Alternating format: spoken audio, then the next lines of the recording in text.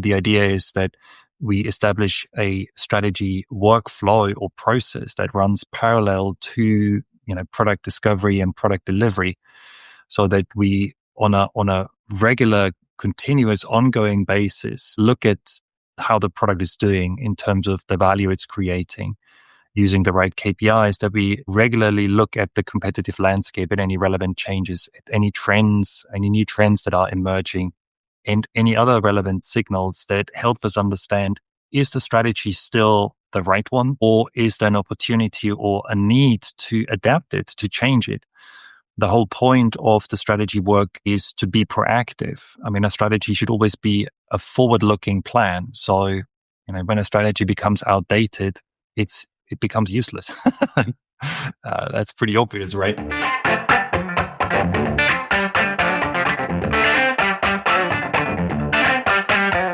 Welcome to a new episode of Engines of Creation, where we explore how successful products, organizations, and ideas emerge.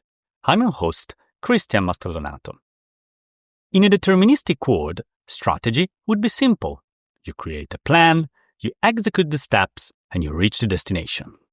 But we don't live in a deterministic world. We operate in a landscape of chaotic market demands, rapid technological shifts, and non-linear feedback loops. In this environment, a rigid map is often worse than useless. It's misleading. What we really need is a compass. Today, I'm thrilled to welcome Roman Pichler, a renowned expert in product management who understands exactly how to navigate this uncertainty. We're going to dive deep into the concept of product strategy, not as a document you write once and file away, but as a continuous dynamic process of calibration. Roman and I discussed the blurred lines between business strategy and product strategy and how to differentiate your product without falling into the trap of analysis paralysis. We also tackled the massive emergent challenge of our time, the ethical implications of AI in product development, and why maintaining the human element is critical for decision-making in complex systems. If you are a product leader trying to balance the need for agility with the necessity of a clear direction, this conversation offers the tool to explore these complex landscapes. And if you find value in these conversations, help us to expand the network. The best way to support Engines of Creation is to share this episode with just one friend or colleague who needs to hear it. And if you have a moment, a rating on your podcast app helps our signal cut through the noise. Thank you for being part of this system. And now, let's go.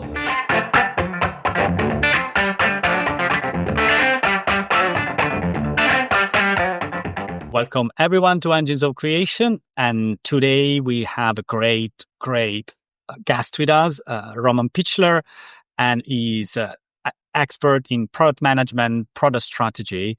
And so today we're really going to dive down into complexity and product. And I'm sure it's going to be a great conversation. So welcome, Roman, to Engines of Creation.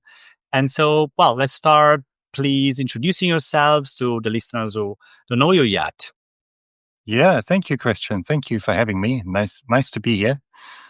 So, what should I say about myself? I guess like many other people in the profession, I got into product management accidentally. I was a long time ago. That must have been in 2001.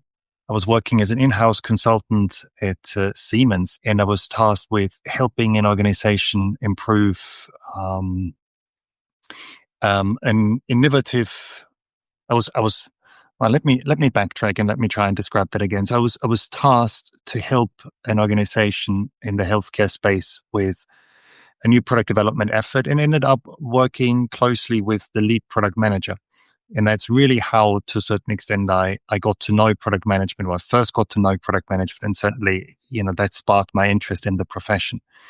And since then, I've practiced product management in various roles. And these days, I run my own business and focus on coaching product people, product leaders, product managers, product owners.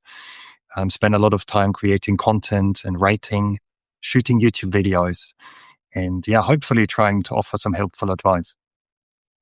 I'm sure you're going to have a lot of helpful advices today for our listeners and sort of a lot of golden nuggets. So thanks for the introduction. Let's start diving down. And as you know, the main focus of Angels of Creation is complexity and embracing it.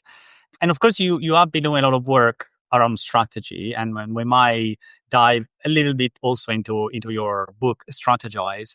But taking a little bit more broadly, I believe one of the core elements of a product manager is really like dealing with all this amount of information coming from the market, competitors, the company itself, technology, and trying to make sense of this complexity and create a clear strategy.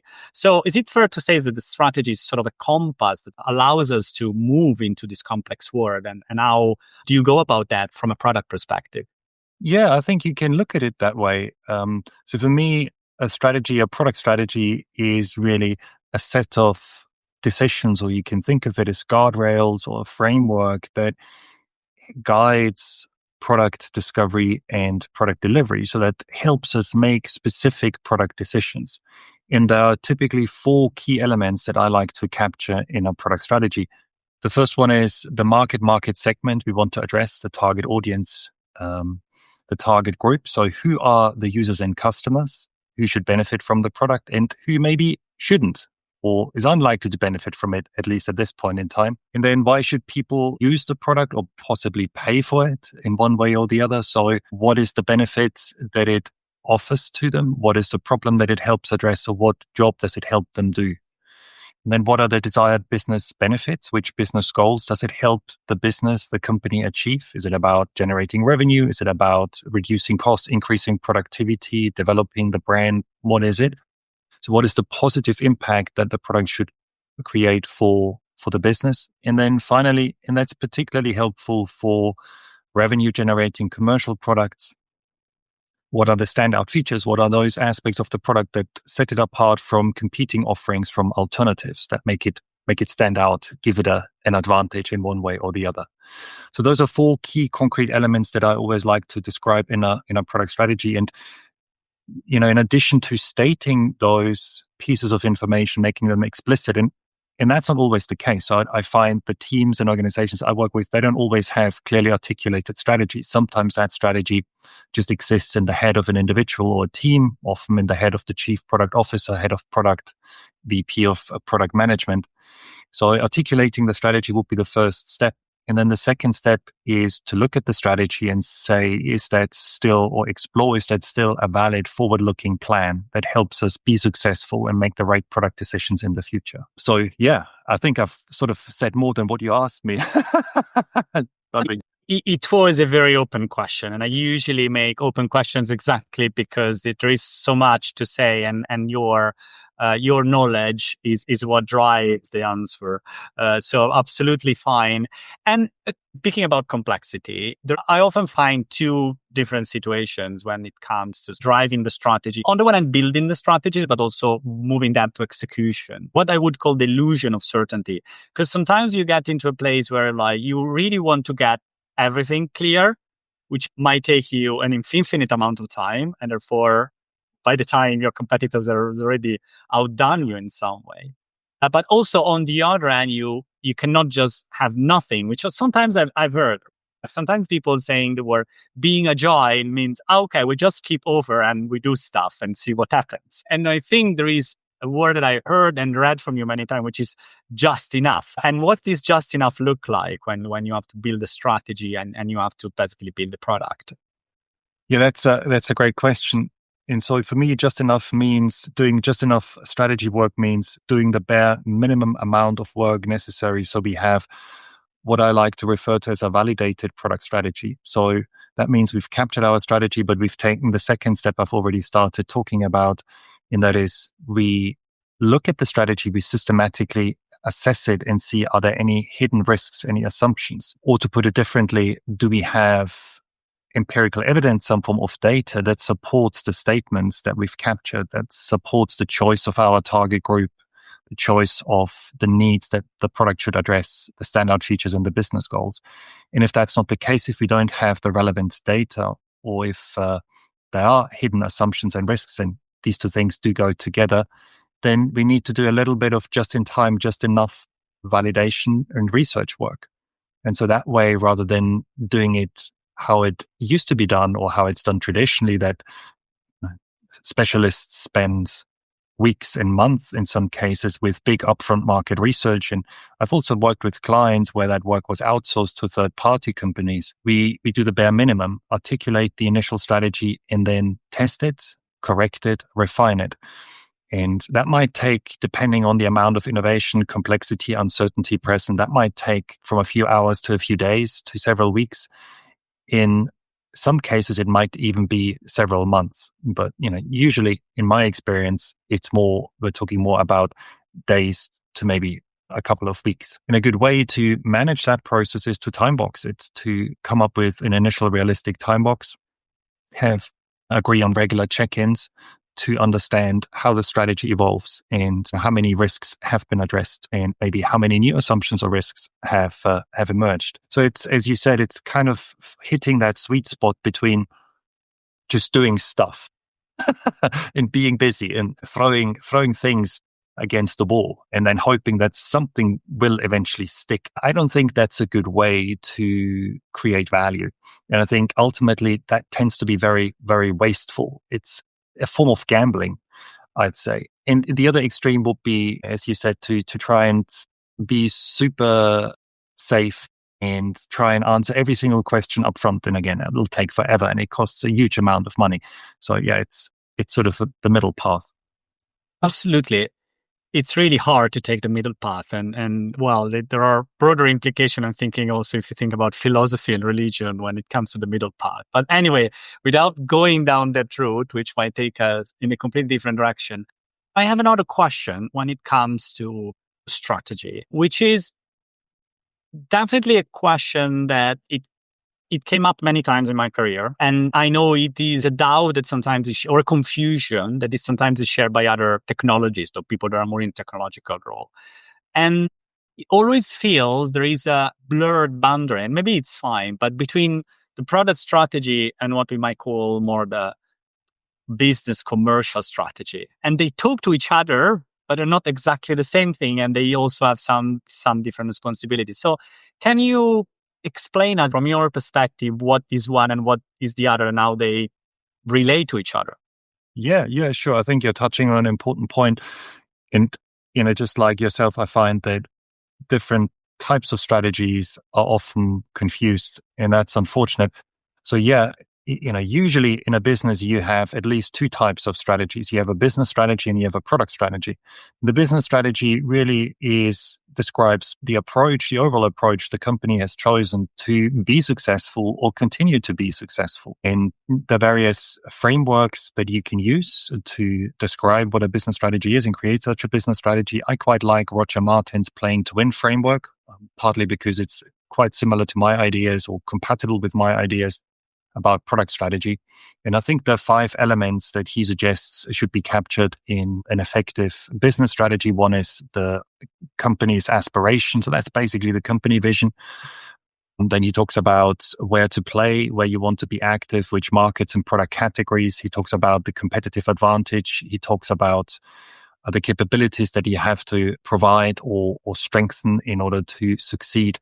And he talks about the management systems you need to be successful. Not sure if I've now listed all 5 of them, but yeah, Roger Martin's approach is, one option to capture the business strategy. And, that for me is distinct to what I would do for a product strategy. So the idea of saying, there's a market or target group that we want to address. It's the same.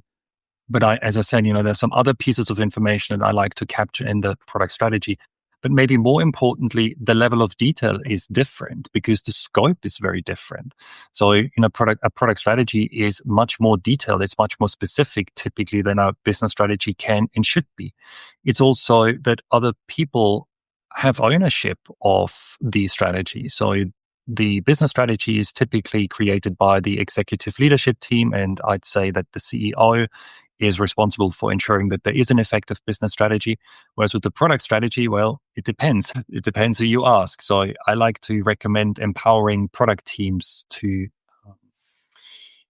make strategic decisions for their product and ultimately have ownership of the product strategy. But in some organizations, it's the head of product, the chief product officer, who has that ownership and essentially is responsible for product strategy. Yeah, different strategies, different approaches, different people involved in creating and evolving those strategies, and different levels of detail. There's one more thing I'd like to add, and that is for bigger organizations, these two types of strategies usually isn't quite enough. They aren't enough.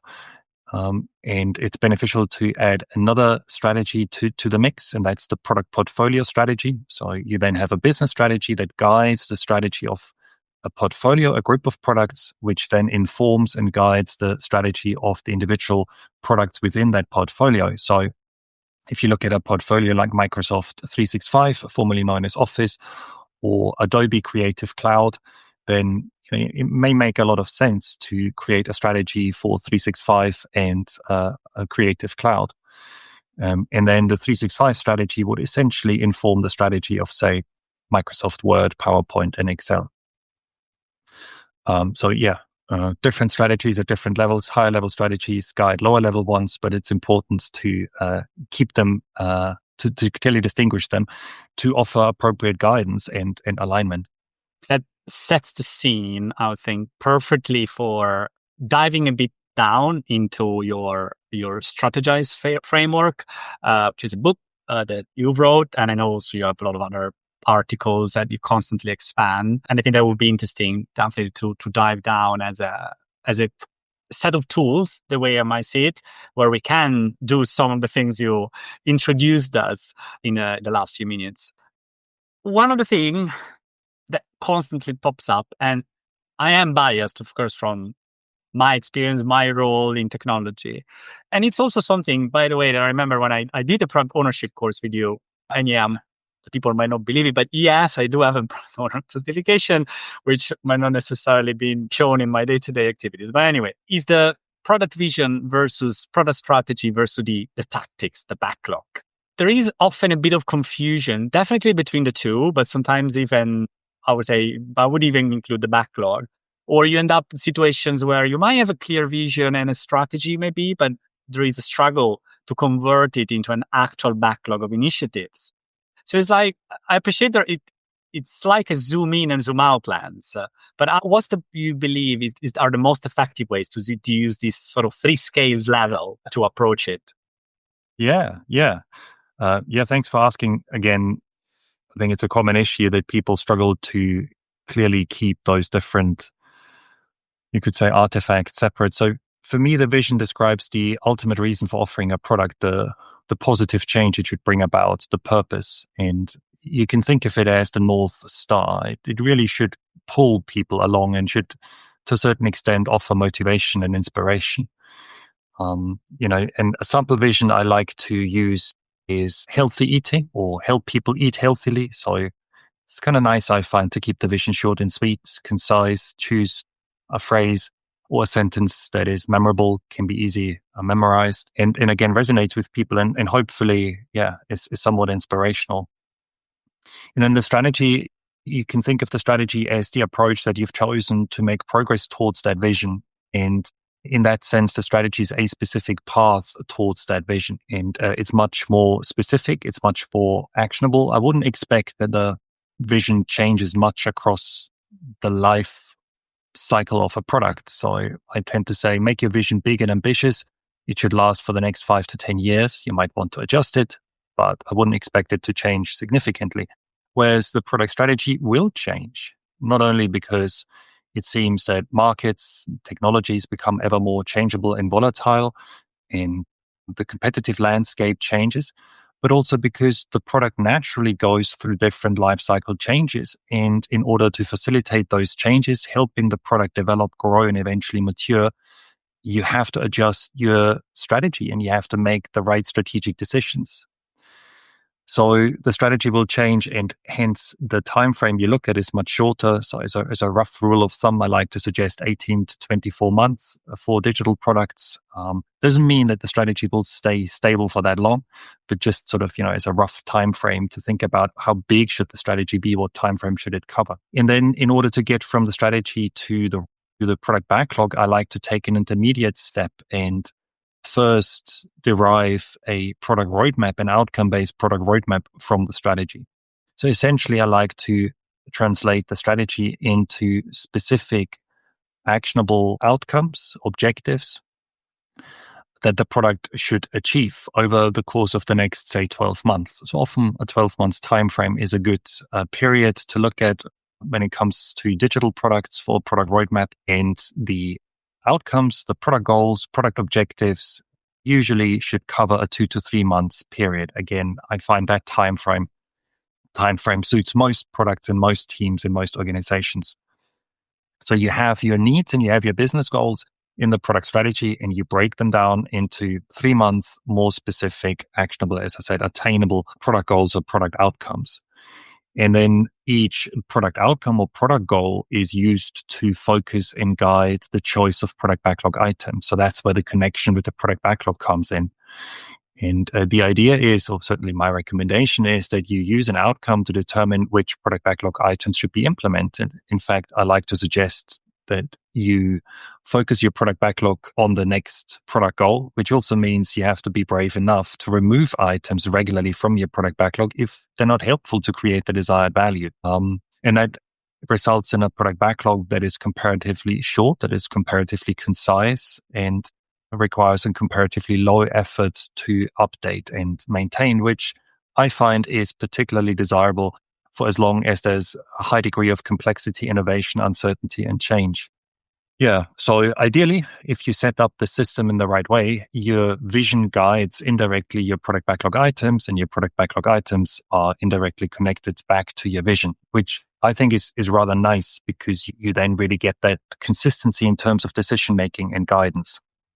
That's very interesting. And you made a point that was specific about the backlog, okay, and which I can subscribe a lot, which is definitely the point around being also have the courage, I would say, sometimes of drop things out of the backlog, because it's very easy to add the things to the backlog, and then it's very hard to take them out and reprioritize, as usually where things are very hard. But we're keeping it at strategic level, and I think there is an equivalent at strategic level, and something that you mentioned in your work, which is the pivot, persevere, stop decision that you have to face, which it seemed very similarly to the drop out of the things of the backlog.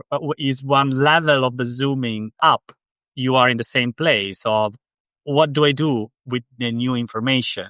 And you alluded to is like, okay, I'm working with a strategy, maybe 18 and 24 months, but the world changes. And I think a lot of people found themselves in that situation in 2020 where, okay, pandemic happens, very bad, and a lot of strategies change from one day to the other. That's an extreme case where you probably have a very clear signal of, I might have to do something different. But most of the cases, these signals are not necessarily as obvious and not easy to decipher for the product person that has to find them. So how would you go about that? How can you constantly scan the system and understand, I should keep going with this strategy, I should pivot on something else, or actually I should stop, doesn't work anymore? Yeah, great question. I think the key is to look at strategy not as something that is done once in a blue moon, where you do some strategy work and then for the next 2-3 years, that's it. You're set and you focus on following that strategy and executing it, implementing it. But rather look at strategy as something that needs to happen on a continuous basis and should be integrated into the work of product teams.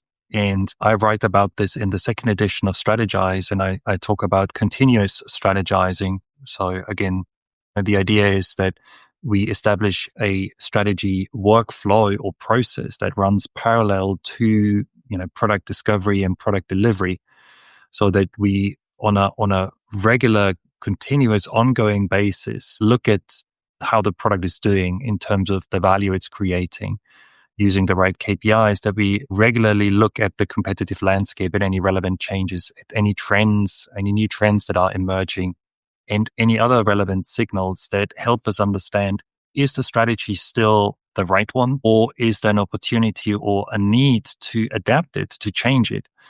The whole point of the strategy work is to be proactive. I mean, a strategy should always be a forward-looking plan. So, when a strategy becomes outdated, it becomes useless. That's pretty obvious, right? And and so again, with the amount of change that we see, the volatility in the markets, in the tech space, I think it is a wise thing to regularly look at the strategy and in a way, have an iterative approach to strategy, just like we have an iterative approach to discovering and delivering the right requirements, you could say.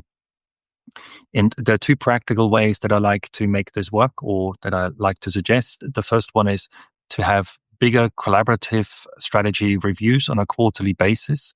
And if I say bigger, then I mean involving people not only from product management, but also development team representatives and key stakeholders, in order to look at bigger trends and create alignments, and also leverage the expertise and ideas of other people. And then have a little bit of weekly strategy work that is done. Often there's some pieces of data that are available on a weekly basis when it comes to product performance and the KPIs, but certainly, when it comes to keeping an eye on the competitive landscape and trends, I think it's, again, a good practice. It's wise to do that more frequently than on a quarterly basis, in order to, as I said, not overlook any opportunities or threats, and not find ourselves with our backs against the wall, desperately trying to play catch up with a competitor. But yeah, it's really establishing that strategy work and establishing, you could say, a disciplined strategy practice. And that's something many organizations lack, at least in my experience. And there is, particularly at the moment, unfortunately, a tendency to compensate this lack of informed strategic decision making and clear or established way of working with, let's just use the latest and shiniest tools. When in fact, I mean, that's been a tendency in product management for tech products, for digital products for a long time. But now with the new AI tools that we have available, I think, that is even more tempting. And it's not that we shouldn't use AI. The opposite is true. But I think it's very difficult to leverage AI to make effective strategic decisions if we're not clear what strategic decision making entails, and what work in general is required, so we can then determine which of those pieces of work should be now done by AI powered tools, and which maybe shouldn't and can't. I love that. Definitely to talk more about AI in a minute, but there is an element which is one of the recurring topics of this podcast, which is more broadly around innovation, or even disruptive innovation. Is there any difference to any of what you explained us so far when it comes to focus more on the early stages or very innovative product? Could be a startup, could be something. AI is a topic, but it doesn't necessarily need to be, versus a more of a core business kind of situations. I'm specifically thinking about the continuous strategizing, but yeah, it might be more generic. I'm trying to understand. I assume there are differences. I think there are differences, but I would like to hear more from you. Yeah, you're right. So I think it's, you're absolutely right. And it's important to point out that the way we practice strategy is, at least to a certain extent, influenced by where our product is, or where a product is in its life cycle. So if you are about to develop a brand new product with innovative technologies, or if you've just launched a new product, then your strategy tends to be much more volatile compared to, you have a product, you manage a product that is pretty mature, pretty stable, where you focus on incremental updates and bug fixes. In that case, I wouldn't expect that, the strategy needs to be as adaptable as in the former cases. Having said that, I would still recommend to regularly carry out strategy work and not neglect it. Because even for a mature product, or in some cases, particularly for a mature product, you have to ensure that product creates and continues to create the desired value, particularly for the business. Commercial revenue generating products that are mature are typically cash cows. They literally generate the cash the company needs. And so it's important to protect those cash cows, and it's important to ensure that the market share doesn't decline and the business value generated doesn't go down. So again, for me, establishing an effective strategizing approach helps ensure that, we don't overlook any threats to our cash cow. But yes, certainly higher strategy effort in the early life cycle stages than in the latter life cycle stages. And generally, you should expect that the strategy stabilizes to a certain extent across the life cycle if we neglect any life cycle extensions for the time being. So a life cycle extension, just very briefly, means that we're trying to rejuvenate the product and, extend its life expectancy, for instance, by completely overhauling the user experience, by completely changing the tech stack, or by moving the product to a new market segment. There is all discipline, I would say, on how to manage things across the different sides of the life cycle. And I feel there is also a connection with something you probably mentioned, which is on the portfolio management view, especially when you have different products, each of them in the different parts of this life cycle, and you have this portfolio. It becomes sometimes a bit of a Lego brick game on how you assign funding and resources and understanding ROI. So absolutely interesting. So as alluded earlier, let's try to move more towards AI and its impact. But I would like to do it in a slightly different way, in the sense that a topic that it comes constantly in many places, and I am lucky enough to be in a company that actually takes this very seriously, but I wonder if everyone does it, is the ethical side. And that has a lot of implication when it comes to AI, and we can see, we can look at products like Facebook and so forth, and how they use historically AI. It doesn't need to be generative AI. You talk about ethicality in your book, and I'm trying to think, what is that, and how can you embed it in a reasonable way in a product strategy? Yeah, no, thank you for raising that. I do think that it's important to be aware of ethicality issues, particularly for digital products. And so for me, an ethical product is a product that doesn't create any harm, to the users, society, and the planet. So those are the three aspects that I like to cover. Now, with AI and AI-based or powered products, there's an additional element in that is around the data quality, the biases in the data, but also, I guess, privacy concerns and maybe, particular concerns about environmental impact. Obviously, to use AI, we need a lot of energy. We need a lot of infrastructure that needs to be built. The energy has to be provided. And so there is an impact to the planet, and there's an impact possibly, depending on how the energy is generated, to the carbon footprint of the companies using AI tools and integrating AI technologies into their products. Now, the way I like to tie this to the product strategy is by considering ethicality as a risk when I assess a new strategy or a significantly changed strategy. So I briefly mentioned earlier that when you capture a strategy, you should make sure that strategy is solid, that it's based on empirical evidence to maximize the chances that it will result in a successful product. And so I like to look at 4 factors. I like to look at, are there any desirability risks in the product? Are there any viability risks in the product relating to the ability to generate value for the business? Are there any feasibility risks in terms of technical feasibility? And are there any ethicality risks? And again, that refers to the ethicality dimensions I shared. Yes. And so, essentially the simple answer is look at ethicality issues as part of your strategizing work, particularly when you create a brand new strategy or when you make bigger changes to an existing strategy, then it's particularly useful to be aware of it. In addition to that, when you use AI tools, consider, first of all, what data the tools were trained on, and if that should give any reason or should be a reason of concern. And then secondly, consider how you use the tool, and if that is in line with, maybe the ethics policies your company has, or, is in line with what you would consider to be right, what you would consider to be ethical. So let's move deeper into AI, though, assuming we have a framework that allows us to ethically look at what we are building or what we want to build. You alluded also earlier about how toolings or the last shiny tools can be embedded or can be easily adopted, sometimes too easily adopted. And I think it's interesting there because I can see different angles on which AI can influence when you look at product strategy. So there is one as a tool itself to implement the strategy, but also something that impacts the strategy because, of course, everyone, when Gen AI popped up as the new thing, a lot of boards, a lot of product team basically jumped out of their chairs and started saying, "Oh my God, we have to." It's one of those moments probably you're saying earlier, well, yes, we have to adapt our strategy now. And so I think there are these two angles.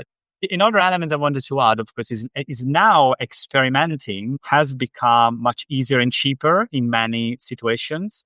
And I think also that might change the way we approach strategy, we approach testing or viability. I don't know. So there are probably these three dimensions that I would like to understand from you, how you see AI changing the practice. Well, I see AI changing product management, but having said that, product management has been changing quite significantly for the past, I think, 15 odd years, through approaches such as, say, agile software development frameworks, but also user-centered design thinking, business modeling, lean startup. And so what we're now seeing with AI, as you said, is that first of all, we can use AI technologies to improve our products and offer improved features or new features. But also we can use AI to make better product decisions faster. If we use it in the right way, that is, of course.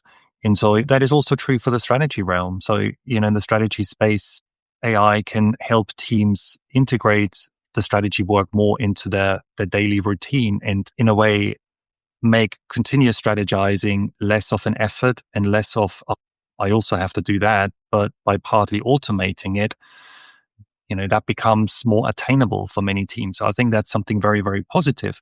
At the same time, the whole tool market, AI-powered tools market is evolving rapidly. AI technologies are still changing significantly.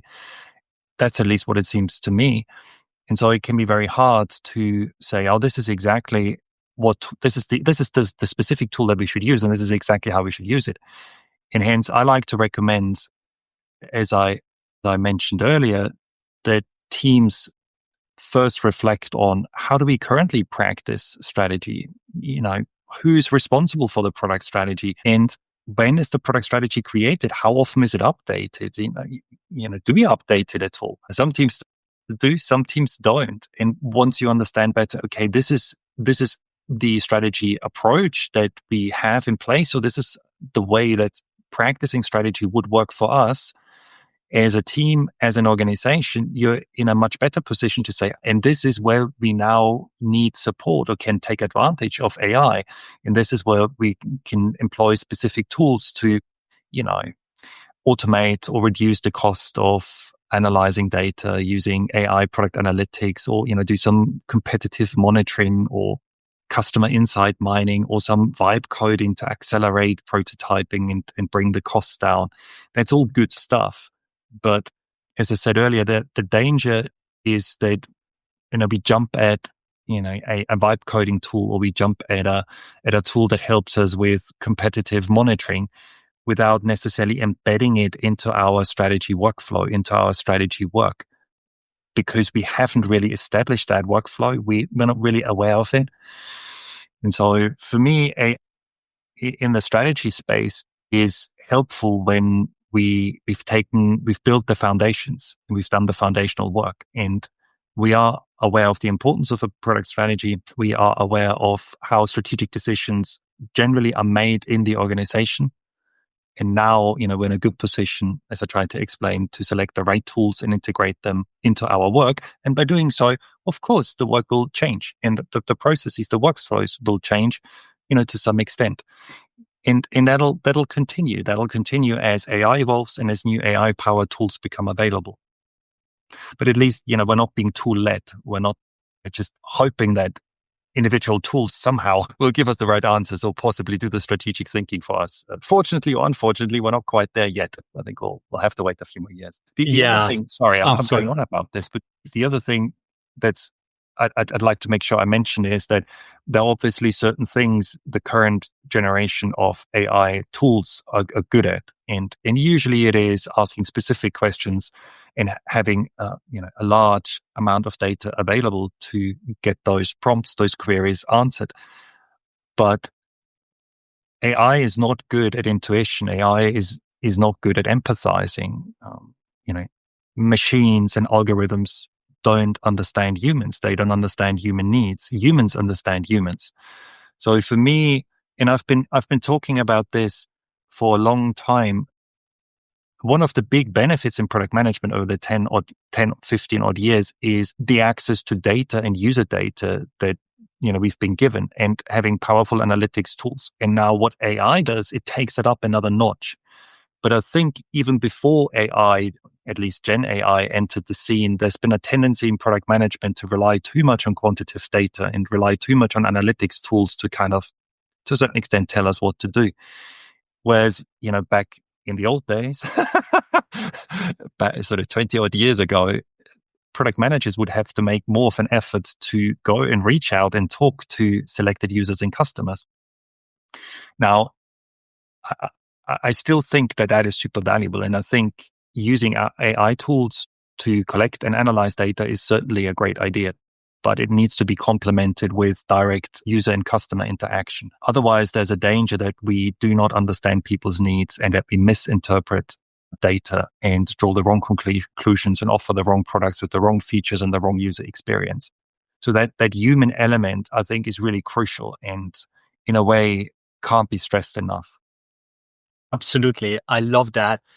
And I think we are still making products for humans, at least for a while. Let's see. There might be different things when we're going to be making products for AI agents, but that's maybe different. But I like that. And another thing you touched that I definitely find myself a lot of time kind of discussing is also like you run all these tools, but they are as good as the data you put in. It's not only the amount of data, but it's the quality of the data what you put inside. And it's often overlooked. And we assume that everything that got into that machine is actually good enough. But as they say, one of the first rules of computer science is garbage in, garbage out. So we have to remember that. Going towards the end of this great conversation, let me pick it up on the human element. And let's focus on the role of the person, of the product leader.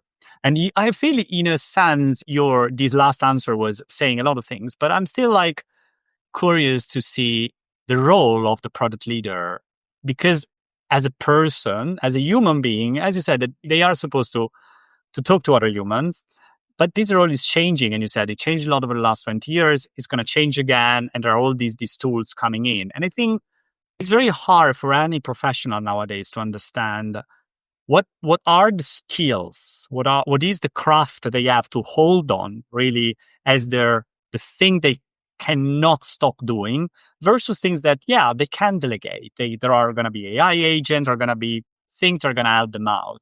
And it's hard to differentiate because the feeling and the fear is that machines are going to take over. We know it's not going to be the case, but still, what's the craft you have to keep versus what you can actually say, well, that can be delegated? So for me, the two areas that are worthwhile focusing on, particularly now that we have, even more powerful tools available that do some of the work for us and automate certain tasks, is the interpersonal space and the strategy space. I think we've touched upon the strategy space. I think for product managers, product leaders, it's a good idea to make sure that they understand what product strategy is, the importance of product strategy, how product strategy relates to other strategies in the organization, how it can be created, validated, how you can systematically evolve it across the life cycle, and so forth. The interhuman aspect or area really is about how product leaders can effectively interact with users and customers, but also with internal business stakeholders and development team members, be it a UX designer, a tech lead, architect, programmer, a tester, or any other people involved in making the product a success. And, internal business stakeholders might be somebody from marketing, a marketeer, a sales rep. It might be a customer support team member, maybe somebody from finance. And so being able to set the right goals and securing sufficient buy-in, using collaborative decision-making techniques, and achieving an element of consensus, as I said, dealing with difficult people, having difficult conversations and resolving disputes and disagreements in a constructive manner is another area that I find super helpful in building trust and maintaining those relationships, earning people's trust and deepening it by being accountable, by acting with integrity, by showing the right competence, and by empathizing with people, by taking a genuine, respectful interest in our fellow humans and understanding what's important to them, what their goals are, what their needs, what their concerns are, what moves them. So again, I think that's never going to go away. And if anything, I think it's become more important with, the amount of a lot of change. And I do think at the moment there is a lot of change, creates a lot of opportunity, but it also creates a lot of confusion. And I think when there's a lot of confusion, there's a greater need for alignment and there's a greater need for bringing people together. And this is where those interpersonal leadership skills, those interpeople leadership skills are really crucial. I love getting towards the end and focusing on the humans and the human craft and how to interact with each other. It's something that we often forget, dragged into as you said earlier, the latest shiny tool. And these are the things that really matter in the end. I think we got to the last question, which is a question I ask all the guests. After the last few questions, especially around the human values and the human skills, let's see what are the characteristics for you of a modern leader who embraces complexity. What are the characteristics? So for me, there's an element of humility and taking yourself too seriously and not taking everything personally.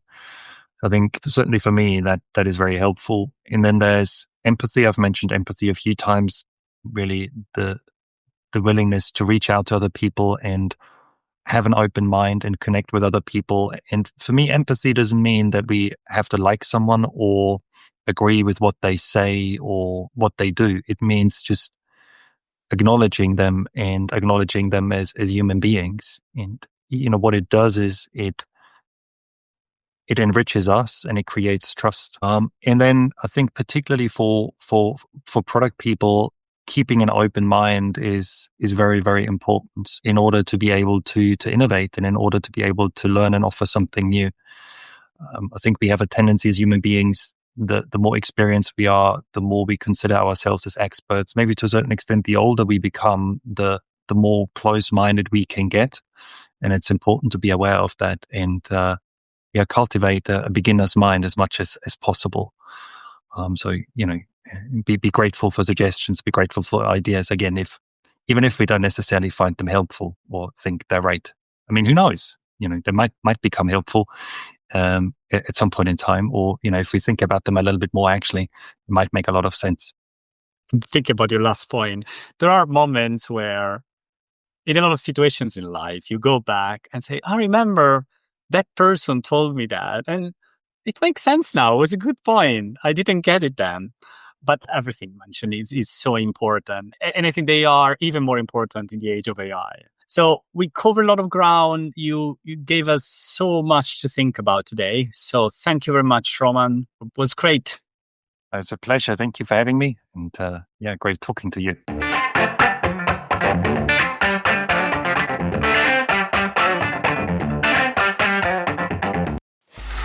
Free audio post-production by alphonic.com.